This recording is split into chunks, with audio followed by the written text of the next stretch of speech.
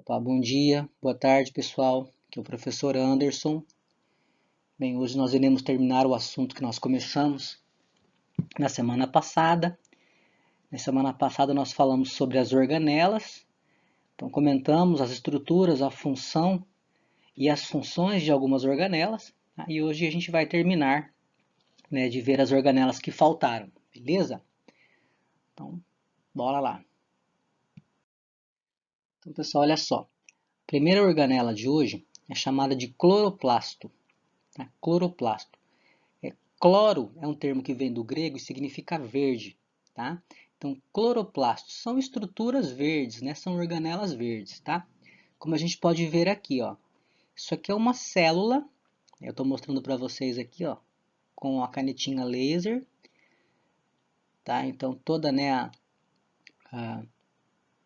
a parte que envolve a célula.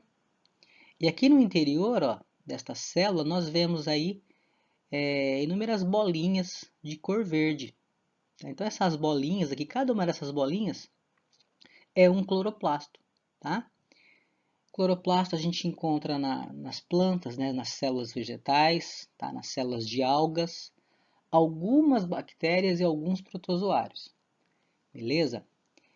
Então, olha só, aqui a gente tem a estrutura, né, a morfologia de um cloroplasto. O cloroplasto, moçada, tem duas membranas, tá? Não sei se dá para ver aqui, ó. Estou mostrando uma membrana externa, tá? E uma membraninha mais interna. Então, possui duas membranas, tá? Uma outra coisa interessante, vocês estão vendo aqui, ó, no interior do cloroplasto, nós temos aqui várias estruturazinhas que se parecem com moedas. E essas moedas estão empilhadas, né, formando pilhas de moedas. Cada moedinha dessa tem um nome, tá? E é chamada de tilacoide. Tilacoide, beleza? Então, cada moedinha é um tilacoide, tá? E a pilha de vários tilacoides, a pilha de moeda, é chamada de granum. Granum, tá? E a pilha de vários grânulos, isso aqui então é um grânum, né? Vários grânulos nós chamamos de grana. Grana. Então lembre, né? Se você estiver com o bolso cheio de várias pilhas de moedas, você está cheio da grana. Esqueminha para lembrar aí, tá? Então, moçada, de novo, ó, cada moedinha é chamada de tilacoide, a pilha é chamada de granum, a pilha de tilacoides, e vários grânulos nós chamamos de grana, tá? Qual é a importância? Aqui no tilacoide, nessa única moedinha aqui, ó, nós encontramos o pigmento verde chamado de clorofila, tá? Então, é aqui no tilacoide que nós encontramos a clorofila, e é esse pigmento verde, é a clorofila que capta a luz do sol, tá? Captando a luz do sol, o cloroplasto, então, ele dá início a um conjunto de reações químicas que nós chamamos de fotossíntese, tá? Fotossíntese. Depois a gente vai explicar, a gente vai comentar melhor sobre isso, tá? Sobre a fotossíntese. Beleza? Então, ou seja, no cloroplasto, a principal função do cloroplasto é realizar a fotossíntese, tá? Fotossíntese. E aqui nós temos, ó, uma foto real, tá? De um cloroplasto, ó. Então, isso que a gente está vendo aqui, ó, são as pilhas, né, de tilacoides, ou seja, aqui nós estamos vendo grânum, ó, um grânum, dois grânum, três grânum, e o conjunto de vários grânum, grana, tá? Nós também encontramos, moçada, dentro do cloroplasto, ó, grãos de amido, tá? De açúcar, de amido. É isso aqui que a gente está vendo, ó, tá? Grãos de amido. Beleza? Pessoal, dentro do cloroplasto existe um líquido, tá? Que banha aqui, né? Os tilacoides, os grânulos. Esse líquido é chamado de estroma. Estroma. E aqui, mergulhado nesse líquido, nós encontramos ribossomos, tá? E DNA. O cloroplasto também tem DNA, assim como a mitocôndria que nós vimos na aula passada, tá? Moçada, e esses ribossomos que nós encontramos aqui dentro e esse DNA que nós encontramos dentro do cloroplasto, ele é muito semelhante ao DNA de bactéria. Por isso, né, vários pesquisadores, aí, vários cientistas admitem que possivelmente o cloroplasto ele tenha sido uma bactéria, né, há bilhões de anos atrás. Essa bactéria, então, entrou dentro da célula, né, e por lá ficou, né? Então é que a gente chama de teoria da endossimbiose, tá? O mesmo esquema da mitocôndria, tá? Que nós já comentamos. Beleza? Então tá, pessoal. O cloroplasto, então, ele é responsável pela fotossíntese. O que é a fotossíntese? É a produção de açúcar pela planta. A planta, ela produz o seu próprio alimento. As plantas, as algas, né, são autótrofos. Auto, né, significa por si só. Então, as plantas produzem o seu próprio alimento, que são carboidratos, que são açúcares. Tá? E onde que esses carboidratos são produzidos? Aqui nos cloroplastos. Para isso, o que as células fazem? As células vegetais fazem, por exemplo? Elas captam o gás carbônico da atmosfera, tá? O gás carbônico da atmosfera. A água é absorvida pela raiz, tá? E chega até o interior do cloroplasto, aqui dentro. O gás carbônico da atmosfera e a água, tá? Entram aqui no cloroplasto. E aí, a clorofila que está aqui no tilacoide absorve luz e isso engatilha, ativa um conjunto de reações onde acontece a transformação do gás carbônico e da água, uma reação ali de oxidação, que vai gerar açúcar para a planta. Tá? Açúcar, e aí, como subproduto, o oxigênio também é produzido. Beleza? Então, a grosso modo, assim, o que é a fotossíntese? É a transformação do gás carbônico, tá, que está presente na atmosfera, que entra aqui no cloroplasto, o gás carbônico, mais a água que a planta absorve pela raiz, mais a luz que ativa, que inicia a reação, né? Tudo isso então vai gerar a produção de glicose, a produção de carboidrato, a produção de açúcar, que é o alimento da planta. E o oxigênio é produzido de gorjeta, vamos dizer assim, tá? O oxigênio que nós respiramos, depois ele sai do cloroplasto, sai da célula, né? E segue para a atmosfera. E aí nós utilizamos esse oxigênio. Moçada, tem um errinho, a gente encontra aí, ó, em alguns livros, tá? Dizendo que o oxigênio que nós respiramos, ele vem do gás carbônico. Não, tá errado, tá? O oxigênio que nós respiramos vem da água, que a planta absorve, tá? Então, a água que entra aqui no cloroplasto é que vai ser quebrada, a molécula de água, tá? E vai liberar o oxigênio, beleza? Então, tá bom. Próximo slide. Então, pessoal, vamos falar um pouquinho agora sobre uma outra estrutura, sobre uma outra organela chamada de centríolos. Tá? Centríolos. Então, olha só, aqui a gente tem a imagem de uma célula, né? Percebam que aqui nós temos várias organelas, e aqui, ó, nós temos o centríolo. O centríolo, se nós pegarmos e aumentarmos, né, dermos um zoom aqui, ó, nós observaremos isso aqui, ó. Isso aqui é a imagem de um centríolo. Na verdade, nós temos dois, tá? Eles são sempre encontrados em pares, ó. Um centríolo, dois, tá? Então, essa é a estrutura de um centríolo. Vocês percebam, pessoal, que nós encontramos aqui, ó, nós visualizamos vários caninhos, vários tubos. Cada um desses tubinhos é chamado de microtúbulo. Então, esses microtúbulos, esses tubinhos, são proteínas, tá? Nós encontramos sempre, ó, uma trinca, sempre três deles ligados, ó, né? Um trio de microtúbulos, outro trio de microtúbulos, outro trio. Então, nós encontramos que, na verdade, ó, são 9 trios, tá? 9 trios. 9 vezes 3, 27. Então, cada centríolo possui 27 microtúbulos. De novo, cada microtúbulo é uma proteína. Beleza? 27 microtúbulos cada centríolo. Os centríolos, eles são encontrados nas células eucarióticas, tá? Ou seja, nos animais, tá? Nos vegetais, só nos vegetais inferiores, pessoal, tá? Nas briófitas e nas pteridófitas. Tá? Nos vegetais que produzem sementes e frutos, nós não encontramos centríolos, tá? Não encontramos, beleza? Então, olha só que interessante. Sempre que os centríolos estão, sempre que nós vemos os centríolos nas células, eles estão juntinhos, tá? E dispostos assim, ó, de forma perpendicular, né? Um na vertical e o outro na horizontal. E a região onde eles são encontrados, essa região que está em volta deles aqui, ó, dos centríolos, nós chamamos de centrosomo. Centrosomo. E essa regiãozinha, pessoal, o conjunto então dos centríolos mais essa região é responsável pela formação de microtúbulos, ó.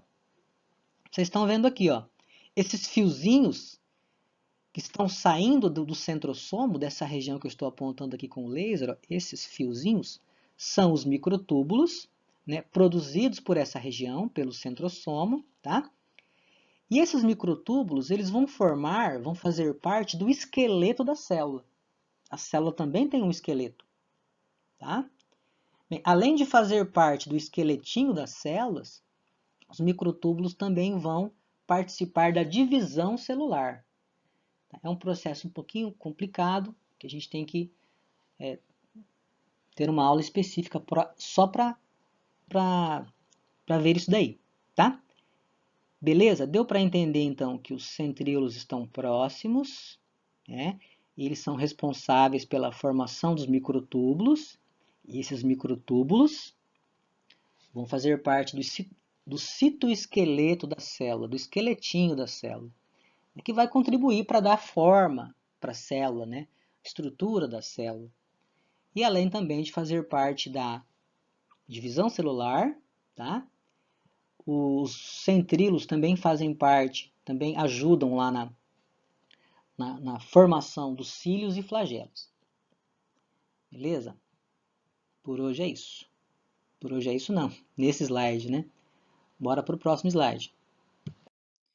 Pessoal, nós temos também uma outra organela chamada de peroxissomo, tá? Peroxissomo, olha aqui, ó. Aqui nós temos uma célula animal, aqui um peroxissomo. Tá? Nas células animais, tá, pessoal? Então, o peroxissomo é uma estruturazinha, uma organela arredondada, ó. Aqui a gente tem uma foto real, tá? Que foi tirada usando um microscópio eletrônico. Olha aqui o peroxissomo, ó. O peroxissomo, ele tem uma região mais escura, dá para ver? Aqui, ó. Essa regiãozinha mais escura, presente dentro do peroxissomo, é, na verdade, um conjunto aqui, um agrupamento de enzimas chamadas de catalases. Catalases, tá? O peroxissomo, pessoal, a principal função dele é destruir, né, é degradar alguns componentes das gorduras, tá, que nós chamamos de ácidos graxos. Então, alguns ácidos graxos, de novo, que fazem parte dos lipídios de gorduras, tá, são direcionados aqui para o interior dos peroxissomos, né, entram dentro dos peroxissomos e aqui esses ácidos graxos são degradados. Ou seja, o peroxissomo ele vai produzir energia a partir desses ácidos graxos, tá? Nesse processo de degradação dos ácidos graxos, ele produz água oxigenada, tá? H2O2, que também é conhecida como peróxido de hidrogênio, tá? Peróxido de hidrogênio. E essa catalase, essas enzimas catalases estão aqui justamente para destruir essa água oxigenada que é formada aqui dentro. Porque a água oxigenada é muito tóxica para a célula. Então ela precisa ser destruída, tá? Então no processo de degradação dos ácidos graxos, tá? Ocorre a formação de água oxigenada e as catalases estão aqui dentro para, né, degradar, para destruir essa água oxigenada, para que elas não causem danos às células, beleza? Os peroxissomos também são responsáveis pela pela degradação de parte do álcool, tá? Então, a cachaça aí, ó, né, que alguns bebem no final de semana, parte delas é degradada dentro dos peroxissomos. Beleza? Então, bola para frente. Pessoal, existe ainda no interior das células, nós já comentamos um pouquinho, estruturas chamadas de ribossomos. Ribossomos, tá? Essa estrutura nós encontramos nas células animais, vegetais, tá? No interior de bactérias. Então, olha só, são estruturas arredondadinhas, ó, né? Parecem com um monte de bolinhas bem pequenininhas. Na verdade, os ribossomos são aglomerados. A gente pode ver aqui, ó, né, um aumento na imagem, né? Um esqueminha. O ribossomo, na verdade, é um aglomerado, é um conjunto de proteínas e RNA. RNA ribossômico, tá? RNA, a gente abrevia o R do ribossômico e a gente escreve RNA-R, minúsculo. Tá? O R em minúsculo. Então, o que é o ribossomo? São partículas formadas por RNAs ribossômicos e proteínas, tá? E nós encontramos duas partes, ó. Os ribossomos são formados por duas partes. Cada parte nós chamamos de subunidade. Então, uma parte maior, ou seja, uma subunidade maior, e uma parte menor, que nós chamamos de subunidade menor. Então, são duas subunidades. Tá? E essas duas subunidades, elas se juntam quando o ribossomo vai sintetizar proteínas. Só lembrando que nós falamos na aula anterior, síntese significa fabricação. Né? Sintetizar significa fabricar, produzir proteínas. Beleza? Então, as duas subunidades do ribossomo se unem quando ele irá sintetizar proteínas. Vou passar para frente. Então, pessoal, nós comentamos agora há pouco que os ribossomos têm a função de sintetizar proteínas, né? De fabricar proteínas, tá? Vamos dar uma olhadinha como é que isso ocorre. Opa! Então, aqui nós temos uma foto real, tá? Tirada usando um microscópio eletrônico, onde nós temos aqui, ó, mostrando, ó, ribossomos. Isso aqui é um ribossomo, isso aqui é outro, isso aqui é outro. Tá? A setinha está mostrando que os ribossomos são formados por duas partes, ó, duas subunidades, tá? Então, dá para ver aqui, ó. Apesar da imagem estar bem, né, ruinzinha, mas a gente consegue perceber que há duas subunidades, tá? Então, já falei isso aqui. O que mais? Tá, nós falamos que os ribossomos são formados por RNA mais proteínas, tá? Só lembrando, moçada, que os RNAs, ó, isso aqui é um RNA, tá? Uma fitinha de RNA. Só lembrando que um RNA é formado por nucleotídeos ligados. Nós já vimos isso também nas aulas anteriores, tá? Ó, isso aqui então é um nucleotídeo, aqui nós temos, ó, outro nucleotídeo, aqui outro nucleotídeo. Então, quando nós temos aí vários nucleotídeos ligados, né, em uma fita, nós temos uma molécula de RNA, tá? O RNA, ele possui 4 tipos de bases nitrogenadas, como nós já falamos também, ó. Adenina, guanina, citosina e uracila, tá? Cuidado que o RNA não possui timina. No lugar da timina, nós temos a uracila, tá? Então, o RNA é formado por nucleotídeos e nós temos essas 4 bases nitrogenadas que compõem uma fita de RNA. E o RNA está presente no ribossomo e também irá auxiliar na síntese de proteínas. A gente vai ver daqui a pouco. Então, olha só que interessante. Isso aqui a gente encontra dentro da célula. Você tem um fiozinho. É bem comum nós vermos isso aqui, usando um microscópio. Você tem um fiozinho e você tem os ribossomos, ó, grudados, ó, aderidos a esse fio. as duas subunidades, ó. Isso que nós estamos vendo aqui, nós chamamos de polirribossomos. Polirribossomos. O que é esse fiozinho? Esse fiozinho é uma molécula de RNA mensageiro. RNA mensageiro. Moçada, o M minúsculo aqui, ó, o M minúsculo significa mensageiro, tá? RNA mensageiro. Então, o RNA mensageiro, que é esse fio, mais os ribossomos, estão unidos aqui para produzir proteínas. Isso que vocês estão vendo aqui, ó, parece uma molinha, isso aqui é uma proteína sendo formada. Então, para que o ribossomo produza proteínas, tá, ele precisa se unir a uma molécula de RNA mensageiro. Ó. Então, ele se une a essa fitinha de RNA mensageiro, né, o ribossomo, e aí ele consegue, então, começa aí a produção, a síntese de proteínas. Beleza? Ó, isso aqui é uma foto real mostrando um polirribossoma, mostrando isso que nós vimos agora. Ó. Eu tenho a fitinha aqui de RNA mensageiro e eu tenho aqui os ribossomos, ó, a fitinha e um ribossomo, a fitinha e um ribossomo, tá? O RNA aqui e o ribossomo, beleza? Pessoal, então vamos falar um pouquinho agora sobre a transcrição e tradução. O que é isso? Nós estávamos falando agora há pouco que os ribossomos são responsáveis pela síntese, pela fabricação de proteínas na célula, tá? Vamos ver como é que isso ocorre, tá? Então, olha só. Aqui nós temos, ó, uma imagem mostrando aqui, ó, isso que nós estamos vendo aqui, ó, que eu estou mostrando com o laser, ó. Isso aqui tudo é o núcleo da célula, tá? É o núcleo. Isso aqui é a membrana nuclear, né? A carioteca. E aqui dentro do núcleo nós temos o DNA. Aqui do lado de fora, isso daqui é o citoplasma. Está escrito aqui, ó, né? Citoplasma, tá? Então, olha só. Para que a síntese de proteínas ela tenha início, o que acontece? O DNA, parte do DNA, é copiado.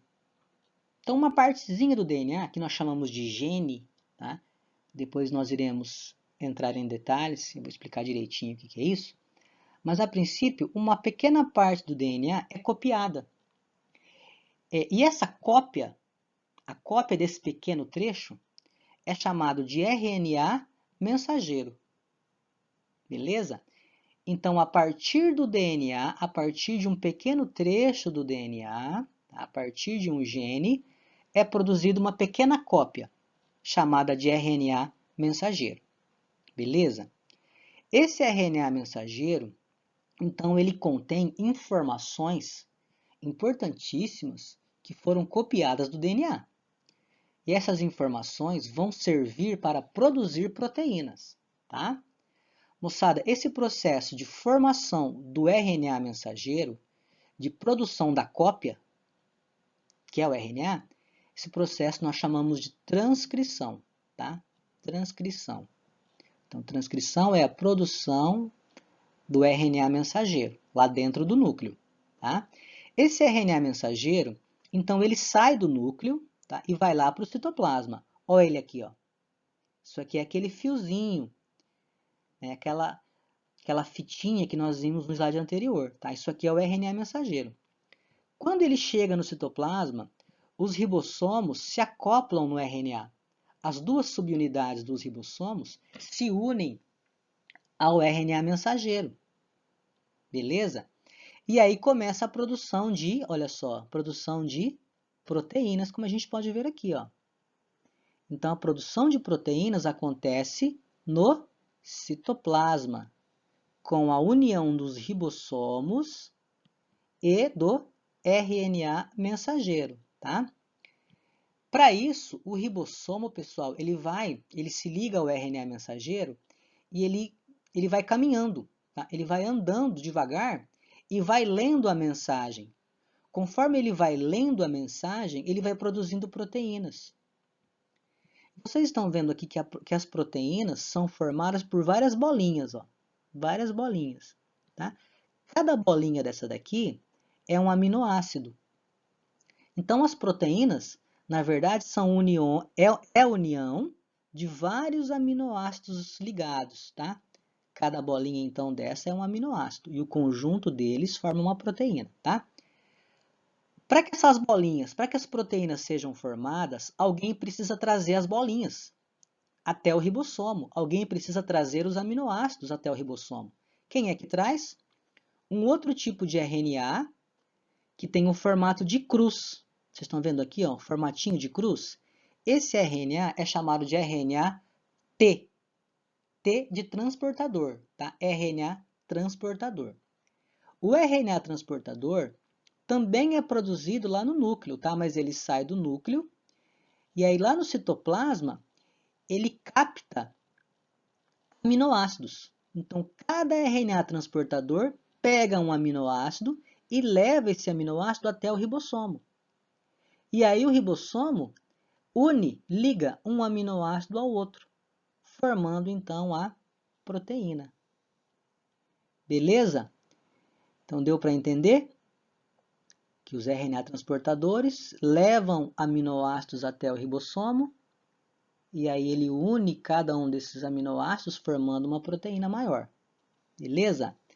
Moçada, esse processo de leitura do RNA mensageiro, tá? Leitura do RNA e formação da proteína no citoplasma pelo ribossomo, nós chamamos de tradução. Tradução. Ou seja, o ribossomo ele está traduzindo uma mensagem que está escrita aqui no RNA, uma mensagem que está escondida, né? Então, essa mensagem escondida é traduzida pelos ribossomos, e aí, como produto disso, dessa tradução, nós temos a síntese, a fabricação das proteínas. Beleza? Então, basicamente é isso. Existe muito detalhe aí, tá? Mas, a princípio, o que nós temos que saber agora é essa parte mais básica. Beleza? Próximo slide. Então, moçada, eu comentei com vocês no slide anterior que o DNA, parte do DNA é copiado para formar um RNA mensageiro e esse RNA ele é traduzido para formar proteínas. Tá? A gente acabou de ver isso no slide anterior. Tá? Então, olha só. Gene. Sempre nós falamos sobre o DNA, né, aparece esse conceito. Tá? O que é um gene? Pessoal, um gene é um trechinho. Tá? Aqui nós temos o DNA, por exemplo, de novo. Né? O gene é um trecho curto. Vai depender do gene, tá? Alguns genes são curtos, outros são grandes, são maiores, tá? Mas o importante é nós sabermos que o gene é um segmento, é uma parte do DNA, tá? Que é transcrita em RNA mensageiro, que por sua vez é traduzida em uma proteína. Então, ou seja, gene é uma parte do DNA que tem como função produzir uma proteína. Certo? Só isso. Qual é a função do DNA? A função do DNA, então, é produzir proteína. Essa é a função dele, porque ele vai ser transcrito em RNA mensageiro, que por sua vez vai ser traduzido em proteína. Então, essa é a função do DNA, tá? De novo, gene, então, é um pedacinho, é um trecho do DNA que servirá para a produção de uma proteína específica. Cada gene produz uma proteína diferente. Beleza? Então, tá. Passar para frente. Pessoal, e para fechar a nossa aula de hoje, as nossas células elas possuem uma estrutura ali principalmente ali no citoplasma, que funciona como uma espécie de esqueleto. Da mesma forma que nós temos um esqueleto que sustenta os nossos órgãos, né, que forma uma estrutura para o nosso corpo, as células também possuem um esqueleto. Só que esse esqueletinho das células não é formado por ossos, né, como o nosso esqueleto. Cálcio, fosfato, não. O esqueletinho das células é formado por proteínas, tá? Proteínas. E o conjunto dessas proteínas forma esse esqueletinho que nós chamamos de citoesqueleto. Beleza? Então, a célula também possui um esqueletinho. Para que a célula possua, né, consiga manter a sua forma, né, o seu formato, ela precisa também dessas proteínas que vão ali ajudar a sustentar, a dar forma para elas, tá bom? Então, são proteínas, tá? Essas proteínas, ó, elas se cruzam, né, formando uma espécie de rede, ó, como a gente está vendo aqui, né, uma rede tridimensional. Quais são essas proteínas? Nós temos aqui, ó, as principais, tá? Filamentos de actina é um tipo de proteína que compõe o citoesqueleto. Microtúbulos são aqueles mesmos microtúbulos que nós falamos lá nos centríolos, no começo da aula. E os filamentos intermediários, tá? 3 tipos de proteína: actina, microtúbulos e filamentos intermediários. Beleza? Pessoal, os filamentos de actina são os menores, né? Os mais fininhos. Por isso também são conhecidos como microfilamentos. Os microtúbulos são as proteínas mais com diâmetro maior, tá? Possuem maior tamanho. E os filamentos intermediários possuem esse nome porque possuem um diâmetro intermediário aos dois, tá? Beleza? Bem, difere na composição proteica, né? Então, cada proteína tem uma composição diferente de aminoácidos, né? Ou seja, nós temos 3 proteínas diferentes compondo o citoesqueleto. Né? E cada proteína tem uma função específica aqui dentro. Mas praticamente todas as proteínas, todos os 3 tipos, actina, microtúbulos e filamentos intermediários, têm a função de organizar a forma da célula, né? Então, tem essa função, né? Dar forma para a célula, né? Participam da estrutura da célula.